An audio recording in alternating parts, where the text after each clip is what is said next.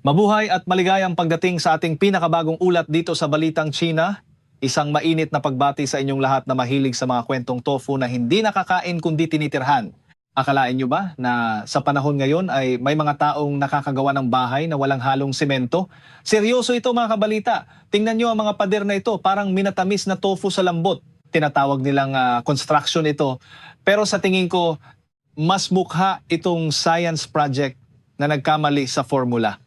Anong silbi ng pader kung ang mga laryo ay basta-basta lang pinagpatong-patong na parang naglalaro lang ng Lego?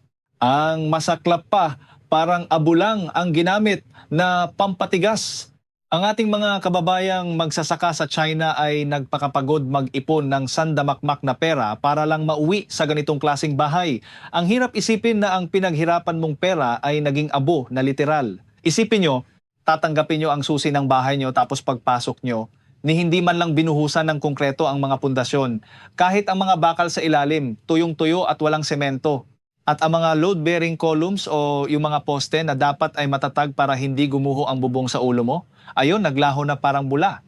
Kamakailan lang sa Yanghuba Village na matatagpuan sa Huzhou City, Zhejiang Province, 12 ng mga magsasaka na naglabas ng mahigit 3.2 milyong piso para sa kanilang mga resettlement houses ang halos himatayin sa gulat nang malaman nilang ang kanilang mga pangarap na bahay ay gawa sa imahinasyon at maling akala. Pagkatapos kumalat ng balitang ito noong October 22, lumabas sa mga video na kahit mukhang high-end villa sa mga bahay na ito mula sa labas, ang loob ay punong-puno ng panganib. Ang mga pader na dapat sana ay matibay, ay mas malutong pa sa mga lumang bahay na gawa sa putik. Isang kurot mo lang sa semento, durog agad. Isang kaskas mo lang gamit ang takip ng lighter, natatuklap na ang balat ng pader. At ang pinakamatindi, ang mga bakal na dapat ay nakabaon sa semento ay nakalabas at kumakaway sa mga residente. Ito ay isang klasikong halimbawa ng tinatawag nating shoddy construction o yung gawang tamad na puro tipid. Ang mga residente, siyempre, ayaw lumipat. Sino ba naman ang gustong matulog sa loob ng isang kabaong nagawa sa sementong abo? Noong bumisita ang mga reporter sa site, dumating ang Deputy Town Chief para sana ayusin ang gulo. Pero ang sagot niya, "Huwag niyo akong tanungin. Itanong niyo sa mga kontraktor." Sabi niya, dumaan naman daw sa bidding process ang proyekto at ang village ang nagpasimuno nito. Dumating din si Guo, ang may-ari ng construction company. At ang sabi niya ay sinunod naman daw nila ang blueprint na galing sa gobyerno. Inamin niya na may kaunting problema sa halo ng semento pero nangako siyang aayusin agad. Pero siyempre, puro pangakong napapako lang ang binigay niya bago sinubukang tumakas. Hindi siya nakalusot dahil hinarang siya ng isang residente na nagkwento na noong sinubukan nilang palitan ng pinto, isang pukpok lang ng martilyo ay gumuho ang buong pader. Buti na lang walang nasaktan, kundi baka naging instant punerarya ang bagong bahay nila. Nadiskubre nila na walang konkretong ginamit kundi abo lang. At ang mas nakakaloka, ang mga dekorasyon sa gilid ng bintana, gawa sa foam. Alam nyo yon? Yung mabilis masunog. Isang sindi lang ng sigarilyo, baka maging bonfire ang buong subdivision. Dahil sa dami ng nagrereklamo, malinaw na hindi lang isa o dalawang bahay ang may problema, kundi halos lahat ng resettlement houses doon. Pero ang hirit ng Deputy Town Chief, maliit na problema lang yan, hindi naman delikado. Galit na galit ang mga residente at hinamon siya. Kung safe pala ito, bakit hindi ikaw ang tumira dito? Sa huli, dahil sa pressure, nangako si Guo na aayusin ang lahat sa loob ng isang linggo. Pero sa totoo lang, sa tindi ng sira, mukhang kailangang gibain at itayo ulit ang lahat para maging matino. Ang ganito mga eksena sa China, lalo na sa mga proyektong pinopondohan ng gobyerno para sa mga magsasaka at mahihirap, ay hindi na bago. Kadalasan, ang mga kontraktor ay mga kamag-anak o kumpare ng mga lokal na opisyal. Dito na pumapasok ang korupsyon at yung tinatawag nating kickback para makatipid at lumaki ang bulsa, tinitipid ang materyales. Sa usapin naman ng regulasyon, parang may kasunduan na silang magbulag-bulagan. Ang mga inspector at supervisor, baka kasama rin sa salo-salo. Ang kawawa ay ang mga magsasaka at may hirap na wala namang ibang mapuntahan at walang boses para magreklamo sa mga burokrata. Sa kabilang banda naman, sa Heilongjiang Province sa Mingo County, may katulad ding trahedya ang Harmony Home Community na itinayo noong 2009 at natapos noong 2010 ay nagsimulang magpakita ng mga bitak noong 2017. Dahil sa takot na gumuho ito sa kanilang ulo, nag-report ang mga residente. Idineklara itong dangerous structure at 330 na pamilya ang pinalayas at hindi na nakabalik sa loob ng 4 na taon.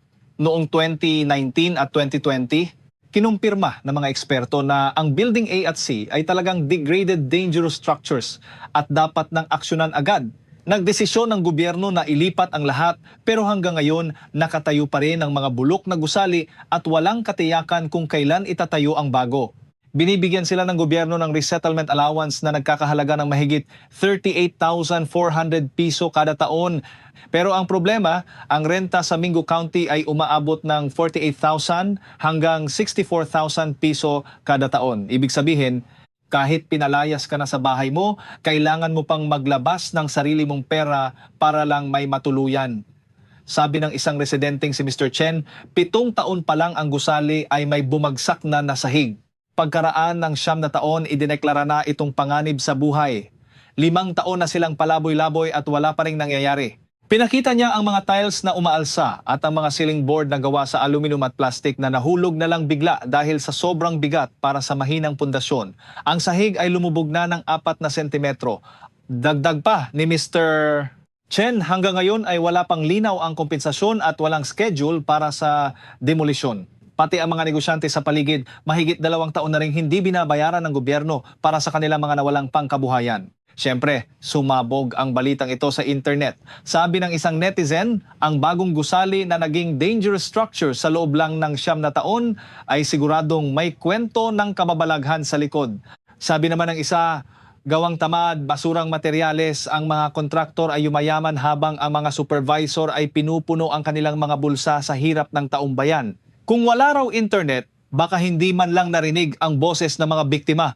Dahil sa pressure ng publiko, medyo gumalaw ang gobyerno.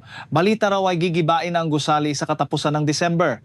Noong November 28, nagpakita na ng bagong design plan at hinulog na ang 38,400 piso na allowance sa bank account ng mga residente. Sana lang ay hindi ito drawing ulit. Dumako naman tayo sa usapin ng mga bahay para sa poverty alleviation o pag-ahon sa kahirapan. Noong August 28 ngayong taon, lumabas ang ulat na sa Hunan Province. Ang mga bahay na ibinigay sa mga mahihirap ay parang gawa sa karton. Simula noong lumipat sila noong 2019, nakakita na sila ng mga bitak sa labas at loob ng bahay. Ang mga pinto, akalain nyo, gawa sa papel. Isang may-ari ng bahay ang nagpakita kung gaano kabulok ang pinto niya. Sa labas, mukhang normal na pinto, pero isang martilyo lang. Lumabas ang loob na puro honeycomb cardboard. Ang panlabas na layer ay parang karton lang na madaling punitin. Bukod sa maliit na frame na kahoy, puro papel ang laman nito.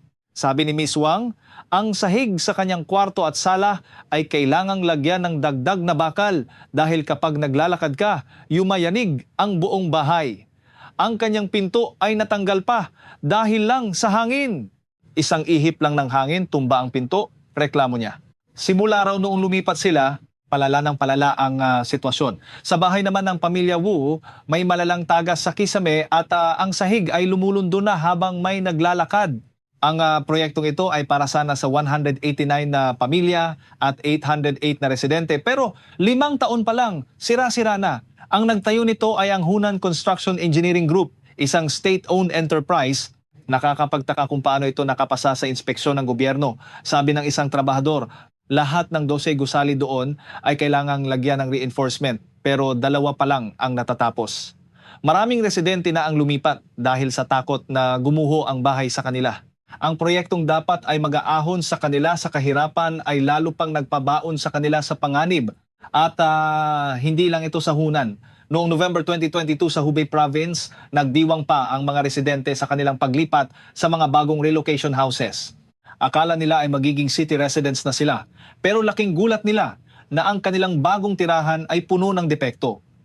Ang mga door frame ay bibigay na at ang mga bitak ay nasa lahat ng dako. Ang may gawa nito ay ang MCC Group, isa ring higanteng state-owned enterprise. Sabi ng mga residente, talagang marunong silang manloko ng publiko. Sa Henan Province naman, ang semento sa mga bagong bahay ay nadudurog gamit lang ang kamay. Sa Beijing naman, ang dapat na sementadong sahig ay lupa lang pala kapag kinaskas mo. Sa Guangxi, pagkatapos maghintay ng 6 na taon, ang mga pader ay natatuklap sa isang hipo lang. At sa Kunshan, ang insulation layer ng mga gusali ay nahuhulog na lang dahil sa hangin. Isang marangyang gusali na tila kulungan ng panganib. Sa Haikou City naman, may isang shantytown renovation project na naging key project pa ng probinsya noong 2021. Pero lumabas ang katotohanan na halos lahat ng bahay doon ay may tulo at bitak. Ang mga pinto at bintana ay napakahina ng kalidad. Ang mga pinto sa banyo ay butas agad sa isang tulak lang at ang mga toilet gasket ay sira na agad pagkatapos ng ilang gamit. Ang proyektong ito ay nagkakahalaga ng mahigit 5.6 bilyon na piso. Kinuha ng lupa ang mga magsasaka, giniba ang kanilang mga lumang bahay at pinalitan ng mga basurang bahay na ito. Ito ay isang desperadong sitwasyon. Kung lilipat ka, delikado ang buhay mo. Kung hindi ka lilipat, wala kang matitirhan. Noong December 2019 sa Hunan Province, nadiskubre rin na ang mga tiles ay nahuhulog sa isang dampi lang. Ang mga poste at beams ay puno ng dumi at basura sa loob imbes na matibay na semento. Sabi ng developer, hindi naman daw load-bearing ang mga poste na yun at baka raw may nahalong dumi lang ang mga trabahador. Isipin nyo, poste ng bahay mo may halong basura. Sino ang maglalakas loob na tumira doon? Mula nang maupo si Xi Jinping noong 2012, naging obsesyon na niya ang pagpuksa sa kahirapan sa China. Noong 2015, nagtakda siya ng goal na wala nang mahirap sa China pagdating ng 2020. Dahil dito, naging mabilis ang pagpapatayo ng mga poverty alleviation projects. Pero dahil gobyerno ang may hawak, naging pugad ito ng korupsyon. Halimbawa sa Gansu Province noong 2018, ang bagong tayong village para sa mga mahihirap ay naging kuta ng mga dangerous houses. Sa Tianping Village, ang mga pader ay kailangang tukuran ng mga puno para lang hindi gumuho. Ang pundasyon ay malambot at puno ng tubig. Ang mga kanal ay gawa lang sa buhangin at konting semento. Ang mas nakakagalit, pinilit ng mga lokal na opisyal ang mga magsasaka na lumipat agad para lang may maipakita silang accomplishment sa mga nakakataas na opisyal. Pinangakuan sila ng mga benepisyo kapag lumipat agad pero ang kinalabasan ay isang bangungot. Ang mga bahay ay gumuho at lumubog kaya napilitan silang lumabas ulit. Ayon sa mga dokumento, dapat ay dumaan sa matinding inspeksyon ang mga proyektong ito bago lipatan. Ang katotohanang nakapasa ang mga tofu projects na ito ay nagpapakita lang kung gaano kalalim ang korupsyon. Nasaan na ang bilyon-bilyong pondo para sa mahihirap? Malamang ay napunta na sa mga bulsa ng mga opisyal habang ang mga magsasaka ay itinataya ang kanilang buhay sa mga bahay na parang gawa sa buhangin. Ang ganitong mga absurdong insidente ay karaniwan na lang sa mainland China kung saan ang buhay ng tao ay tila mas mura pa sa isang sako ng pekeng semento.